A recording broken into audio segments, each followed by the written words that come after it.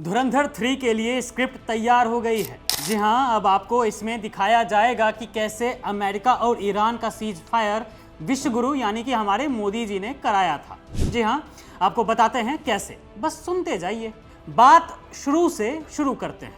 28 फरवरी 2026 को इजराइल और अमेरिका ने मिलकर ईरान पर हमला किया, जिसमें वहां के supreme leader Ayatollah Ali Khamenei समेत कई बड़े अधिकारी मारे गए। फिर क्या था?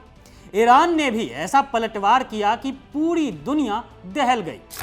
मिडिल ईस्ट से लेकर हिंद महासागर में 2500 मील दूर मौजूद अमेरिकन एयरबेस डिएगो गार्सिया तक को ईरान ने अपनी मिसाइलों से निशाना बनाया।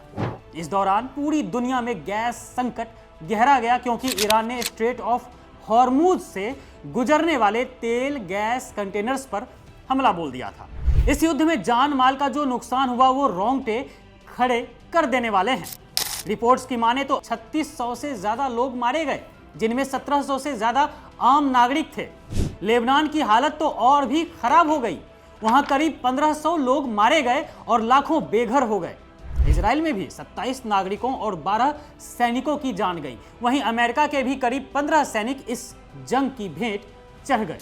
दुनिया की हालत टाइट हो गई थी, क्योंकि ट्रंप ने धमकी दे दी थी कि अगर हॉर्मुज नहीं खुला तो वो ईरान के पावर प्लांट्स को मिट्टी में मिला देंगे। हालांकि ईरान फिर भी नहीं माना, वह हमला करता रहा। फिर अचानक से पाकिस्तान का नाम सामने आया मध्यस्थता कराने को लेकर। पहले तो ईरान ने मना किया, लेकिन अब खबर आई है कि पाकिस्तान की मध्यस्थता में अमेरिका, इजराइल और ईरान के बीच 2 हफ्ते के लिए सीज फायर हो गया है। पाकिस्तानी प्रधानमंत्री शहबाज शरीफ ने 7 से 8 अगस्त की रात अमेरिकी राष्ट्रपति ट्रंप और ईरान से युद्ध रोकने का अनुरोध किया।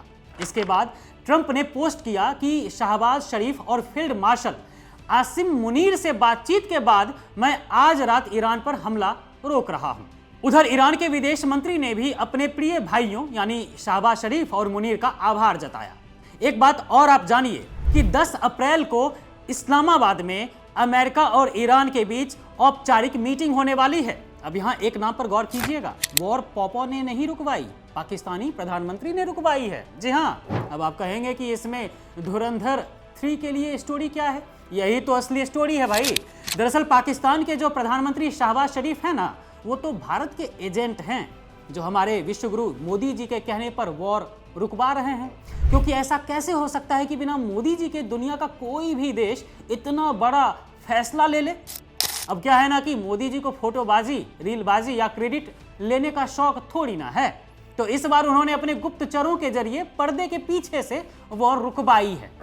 हम ये बात इतने जोर से इसलिए कह रहे हैं क्योंकि खुद देश के गृह मंत्री अमित शाह ने कहा था कि आज दुनिया में कोई भी समस्या हो, जब तक नरेंद्र मोदी का बयान नहीं आता तब तक दुनिया समस्या पर अपना विचार तय ही नहीं करती है। सुन लीजिए ना। आज दुनिया में कोई भी समस्या हो, जब तक भारत के प्रधानमंत्री मोदी जी का बयान नहीं आता, दुनिया कभी भी समस्या पर अपना विचार तय नहीं करती। देश के प्रधानमंत्री मोदी जी ने भी तो यही कहा था कि दुनिया में अगर कहीं कोई संकट है तो लोग समाधान के लिए आज भारत को याद करते हैं। सुनिए। अगर कहीं कोई संकट है, कहीं कोई समस्या है, तो लोग समाधान के लिए भारत को याद करते हैं। लेकिन यहां एक बड़ा सवाल है। लोग कह रहे हैं कि मोदी जी ने वॉर नहीं रुकवाई। अरे भाई, जैसे रहमान डकैत को पाकिस्तान के एक मंत्री के जाल में फंसाकर मारा गया, जो भारत का एजेंट था, उसी तरह से यह कारनामा भी मोदी सरकार ने ही किया है। इसलिए याद रहे कि वॉर उस कंगाल देश पाकिस्तान ने नहीं बल्कि पॉपो ने रुकवाई है। और जो ये कह रहा है कि पाकिस्तान ने रुकवाई है, तो वह तो भाई देशद्रोही ही होगा। हालांकि एक और सवाल है कि अगर शहबाज शरीफ भारत के एजेंट नहीं हैं, तो ये भारत के लिए कितनी बदनामी की बात है कि एक फेल राष्ट्र यानी आतंकी देश पाकिस्तान तो दुनिया के सामने पीस मेकर बनकर उभर रहा है और भारत का नाम कहीं दूर दूर तक नहीं है। आखिर मोदी सरकार में भारत की विदेश नीति इतनी कमजोर क्यों हो गई है और कैसे हो गई है कि जो काम हमें करना चाहिए था उसका क्रेडिट पाकिस्तान ले जा रहा है?